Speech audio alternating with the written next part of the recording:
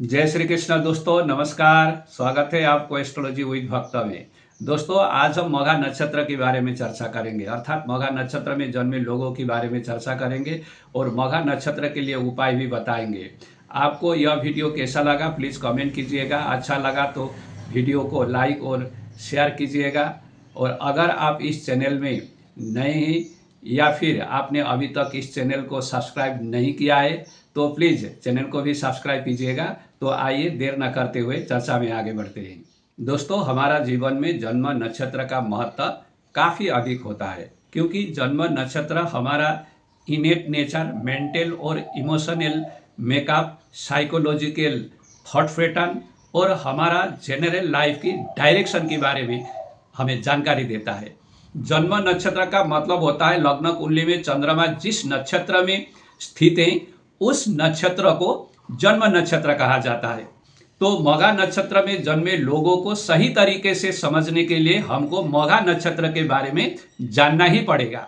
मघा नक्षत्र 27 नक्षत्रों में से 10 नंबर का नक्षत्र है और यह नक्षत्र सिंह राशि में स्थित होता है। सिंह राशि के 0 डिग्री से लेकर 13 डिग्री 20 मिनट तक मघा नक्षत्र का फैलाव होता है। इसीलिए आपकी चंद्रमा अगर सिंह राशि में है और चंद्रमा की डिग्री अंश कला अगर 0 डिग्री से लेकर 13 डिग्री 20 मिनट के बीच में कहीं भी है तो आपका नक्षत्र मघा है। हर एक नक्षत्र के 4 चरण होते हैं। मघा नक्षत्र के पहला चरण में जन्म होने से नाम का आदि अक्षर माँ से शुरू होता है। दूसरा चरण में जन्म होने से मी से, तीसरा चरण में जन्म होने से मू से और चौथा चरण में जन्म होने से मे से नाम का आदि अक्षर शुरू होता है। 27 नक्षत्रों में से 6 गणमूल नक्षत्र होते हैं।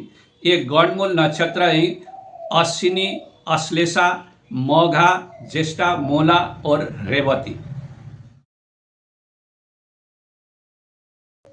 तो मघा नक्षत्र गणमूल नक्षत्र की श्रेणी में आता है और गणमूल नक्षत्रों को अशुभ नक्षत्र माना जाता है। जीवन में कठिनाइयां देने वाला, हार्डशिप देने वाला नक्षत्र माना जाता है। लेकिन एक नक्षत्र के सभी चरण, चारों चरण दोषयुक्त होता है ऐसा नहीं है। मघा नक्षत्र की बात करें तो मघा नक्षत्र के पहला चरण और दूसरा चरण में गणमूल दोष लगता है, लेकिन तीसरा चरण और चौथा चरण में गणमूल दोष नहीं लगता।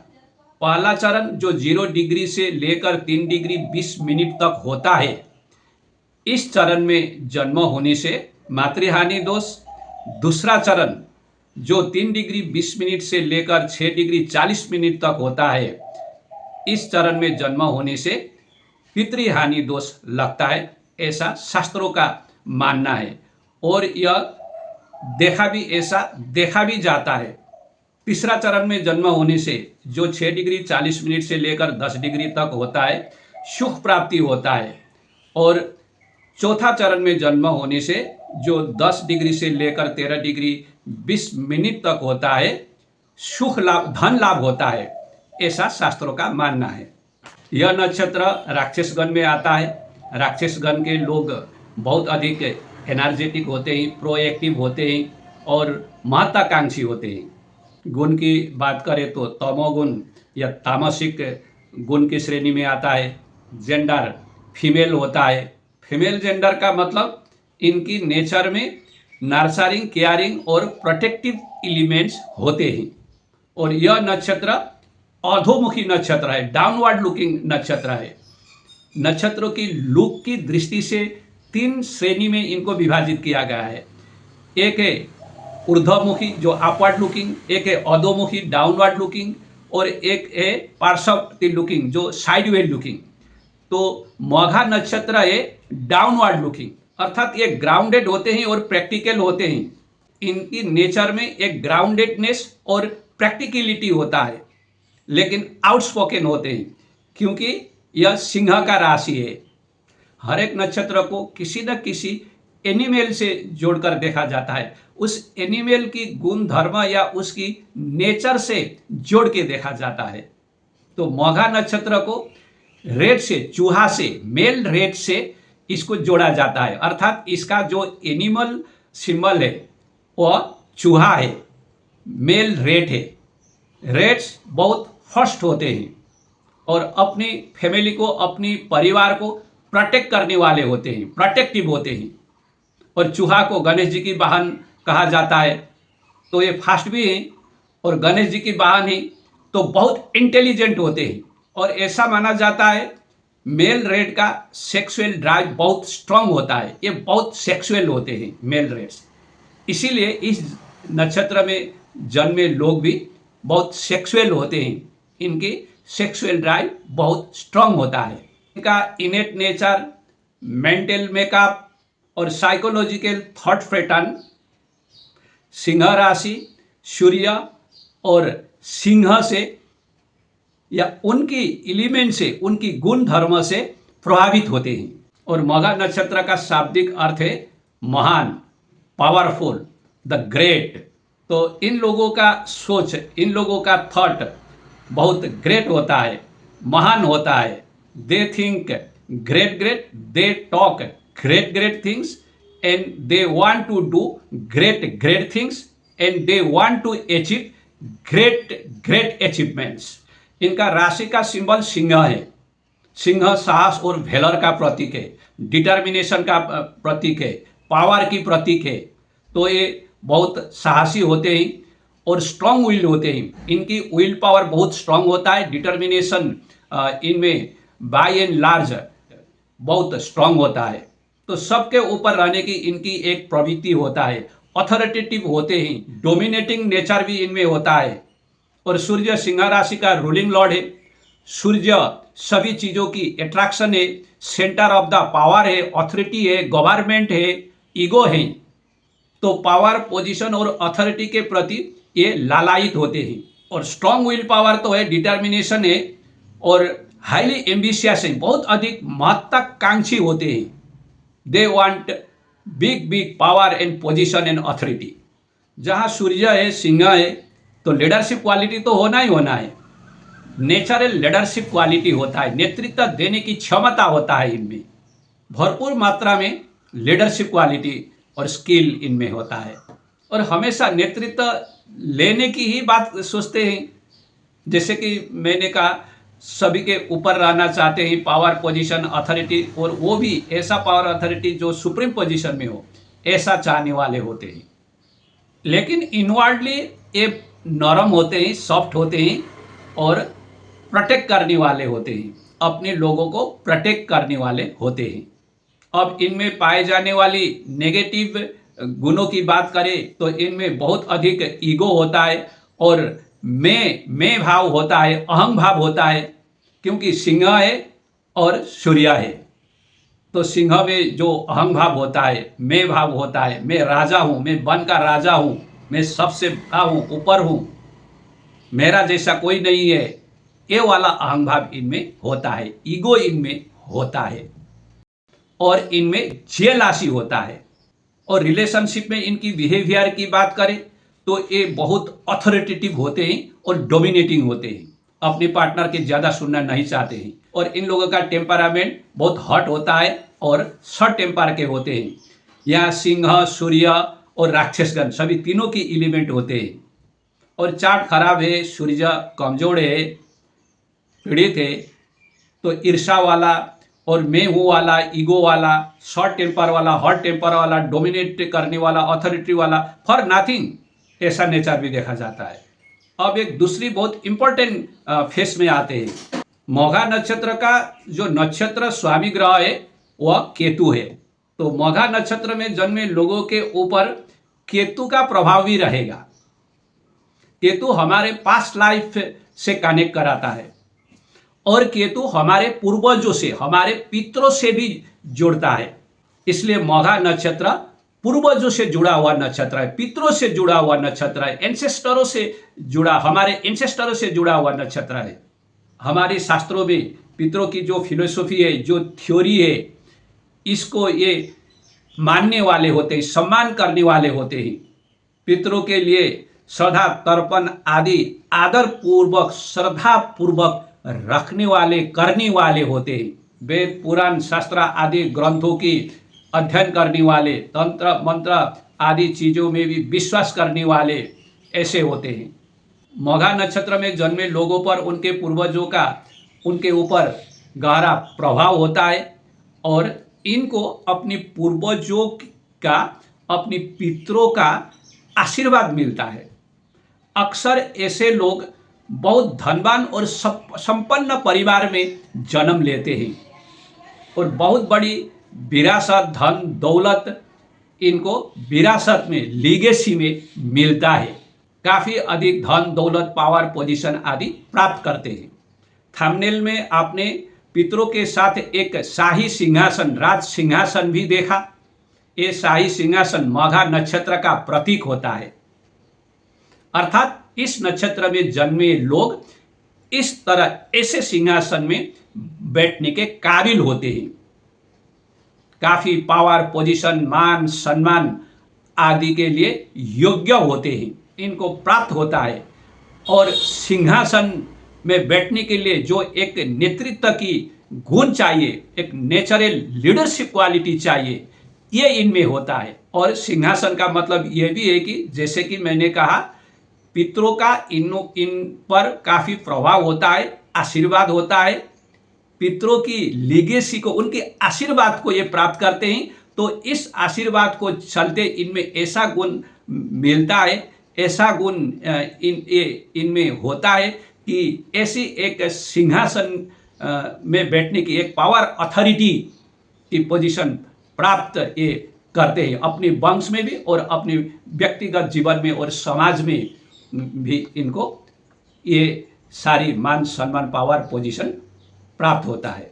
और इनकी जो एटीट्यूड होता है, डेमिन्यूर होता है, चाल चलन, जो हाव भाव जो होता है, ये रॉयल टाइप का होता है, रॉयलनेस होता है इनकी जो है सोच में, इनकी काम करने की तरीका में, इनकी चाल चलन में। कुंडली में सूर्य अगर कमजोर नहीं है, पाप पीड़ित नहीं है, नीच का नहीं है, सूर्य मजबूत है, लग्न मजबूत है, तो इनको समाज में काफ़ी अधिक मान सम्मान और प्रतिष्ठा मिलता ही मिलता है। मघा नक्षत्र वाले लोगों की हाइट तो एवरेज होता है और शरीर में थोड़ी जो है रोम थोड़ा ज़्यादा होते हैं, लेकिन इनकी जो आउरा होता है ये बहुत ही मैग्निफिसेंट और डायनेमिक आउरा होता है इनमें। आउरा का मतलब होता है जो इनर होता है, जो स्थायी होता है। ये भाइब जैसा नहीं होता है, आप ध्यान में रखिएगा। आउरा बोल रहा हूँ मैं, भाइब नहीं। जो भाइब होता है वो टेम्पोरारी होता है और जो आउरा होता है वो अपनी सभी जो इनर क्वालिटी से बना हुआ होता है, वो स्थायी होता है। तो ऐसी एक डायनेमिक और मैग्निफिसेंट आउरा इनमें होता है। और बाय लुक और अपीयरेंस भी बहुत अट्रैक्टिव और कमांडिंग लुक होता है, मैग्निफिसेंट अपीयरेंस होता है। अब मघा नक्षत्र के अलग अलग चरण में जन्मे लोग कैसे होते हैं, इसको जानते हैं।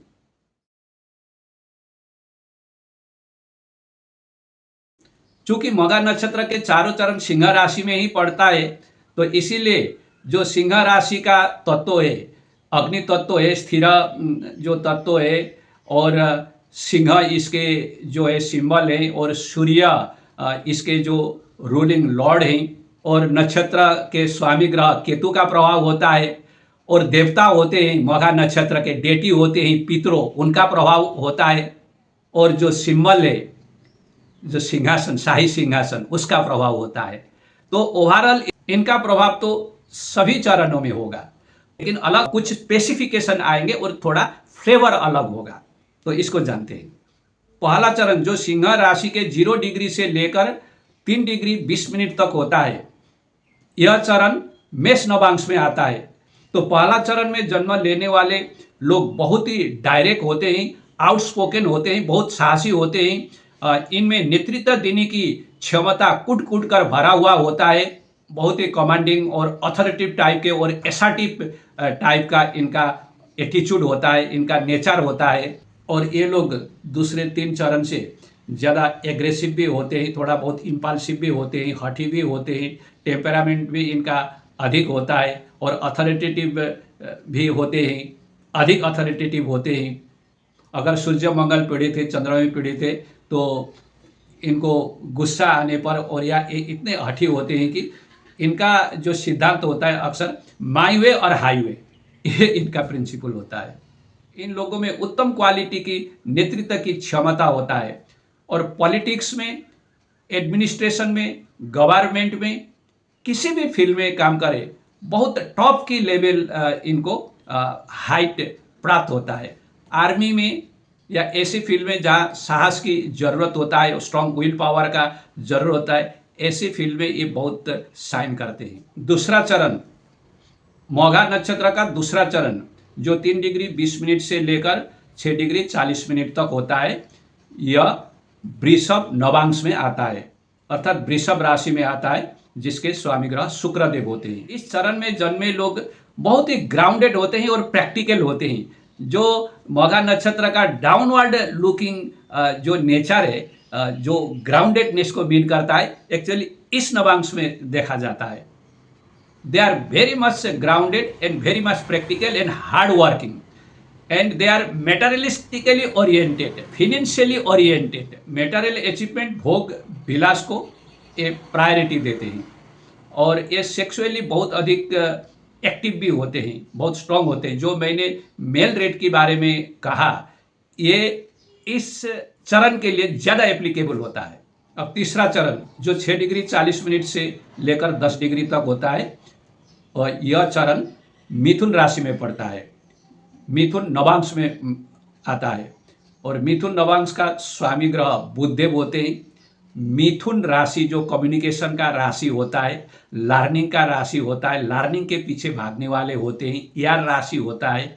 तो ये लोग बहुत इंटेलिजेंट होते हैं। बुध इंटेलिजेंट के कारक हैं, कम्युनिकेशन के कारक हैं। तो इन लोग का जो फोकस और प्रायोरिटी होता है, ये नई नॉलेज को गेन करना होता है। ये ज़्यादा नॉलेज के पीछे, लर्निंग के पीछे भागने वाले और अत्यधिक इंटेलिजेंट होते हैं। मघा नक्षत्र का एनिमल रेट है, जो गणेश जी के वाहन हैं। गणेश जी देवताओं में से सबसे बुद्धिमान हैं। तो मघा नक्षत्र में इस चरण, तीसरे चरण वाले लोग सबसे अधिक इंटेलिजेंट होते हैं। चौथा चरण जो 10 डिग्री से लेकर 13 डिग्री 20 मिनट तक का फैलाव होता है, और यह चरण कर्क नवांश में पड़ता है। कर्क राशि जो पहला चर राशि है, जल तत्व है, वो भी ऐसा जल जो लगातार जो है ये बहते रहता है बहुत स्पीड से। ये जो जल है बहुत क्लियर है, क्रिस्टल क्लियर है, ये स्पष्ट है। डायनेमिक राशि है, चंद्र का राशि है, इमोशन का है, केयरिंग का है, नर्चरिंग का है, मदर का है, प्रोटेक्शन का है। मदर प्रोटेक्टिव होती है ना, स्वार्थी भी होती है अपने बच्चों के लिए। तो इन लोगों में यह गुण ज़्यादा होता है। जो मैंने कहा ना, दूसरे तो ये होता ही है, लेकिन इनमें ये फ्लेवर ज़्यादा होता है। जो चौथा जो है चरण में जन्मे लोगों में ये ज़्यादा जो प्रोटेक्टिव, जो मैंने बोला फीमेल जो है इसका जेंडर है इस नक्षत्र का, जो फीमेल का जो एक नर्चरिंग, केयरिंग, प्रोटेक्टिव जो गुण है, इस चौथा चरण में ज़्यादा होता है। ये परिवार के लिए, दूसरे लोगों के लिए चिंता करने वाले, सभी के लिए सोचने वाले, नर्चर करने वाले, ये और थोड़ा इमोशन भी होते हैं। ये जो 4 चरण में से ये चौथा चरण के लोग जो होते हैं ज़्यादा दूसरे 3 चरण से थोड़ा अधिक इमोशनली होते हैं। तो प्रोटेक्टिव, नर्चरिंग और केयरिंग जो एलिमेंट होता है, ये इनमें थोड़ा अधिक होता है। दोस्तों, आपको अगर यह वीडियो अच्छा लगा, जानकारीपूर्ण लगा, तो प्लीज़ वीडियो को लाइक और शेयर कीजिएगा और चैनल को भी सब्सक्राइब कीजिएगा। अब उपाय की बात करते हैं। जैसे कि मैंने कहा, मघा नक्षत्र एक गणमूल नक्षत्र है, अशुभ नक्षत्र माना जाता है। खास करके अगर जन्म पहला चरण या दूसरा चरण में हो, अर्थात 0 डिग्री से लेकर 6 डिग्री 40 मिनट के अंदर कहीं भी हो, तो गणमूल दोष लगता है। और अगर सूर्य पीड़ित है, कमजोर है, वीक है, नीच है, और चंद्रमा भी पीड़ित है, तो इसके अशुभ प्रभाव जीवन में देखने को मिलते हैं। इसके अलावा अगर सूर्य पीड़ित है, चंद्रमा पीड़ित है, तो भी इसके अशुभ प्रभाव दूसरे चरण में, तीसरा और चौथा चरण में होने पर भी देखने को मिलता है। तो इसके लिए नंबर 1 उपाय, एक विद्वान ज्योतिषी की सलाह लेकर माणिक्य रत्न, रूबी या केटसाइट लहसुनिया धारण करें। दोनों में से कोई भी एक ही सूट करेगा आपको, इसीलिए आपको इसके लिए ज्योतिषी का परामर्श लेना होगा। उपाय नंबर 2, यह बहुत ही प्रभावशाली और कारगर उपाय है।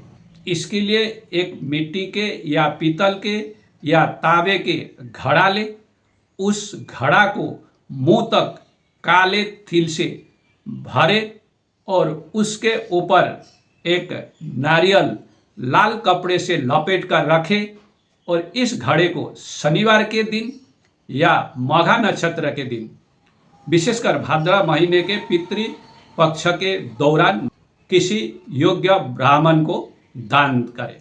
तो दोस्तों, आज की चर्चा को यहीं विराम देते हैं।